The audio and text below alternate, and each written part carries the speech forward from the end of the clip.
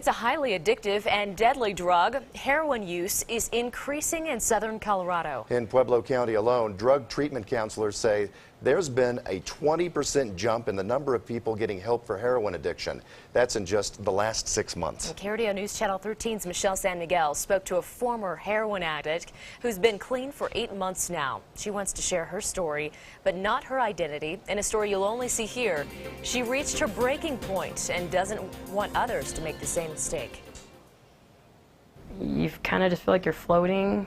I've always said it's like you're dancing with the devil and standing next to God or whatever at the same time. For this recovering heroin addict who we're calling Lisa, the road to heroin began with prescription pills. I started injecting pills, and then I was doing that 6, 7, 8 times a day because the high would just go away so fast. Lisa wanted a longer and cheaper thrill. You're just always chasing that next best thing or the high. She found it in heroin 4 years ago.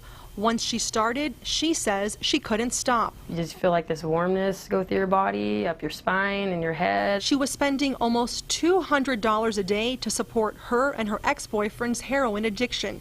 She found herself living on the streets so she could afford to keep shooting up. Last year, Lisa was arrested.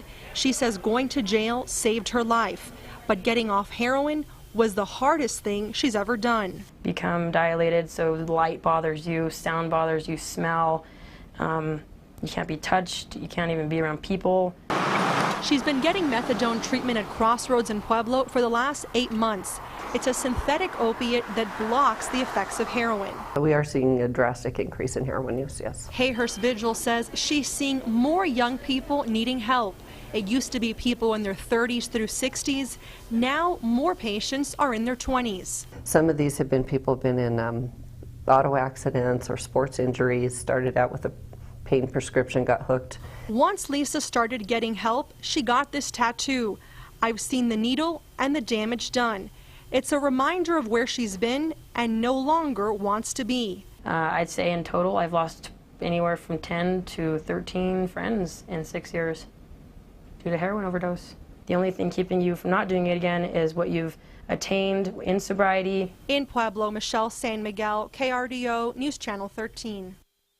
Lisa told us she plans to continue the methadone treatment as long as she needs to in order to make sure she doesn't go back to using heroin.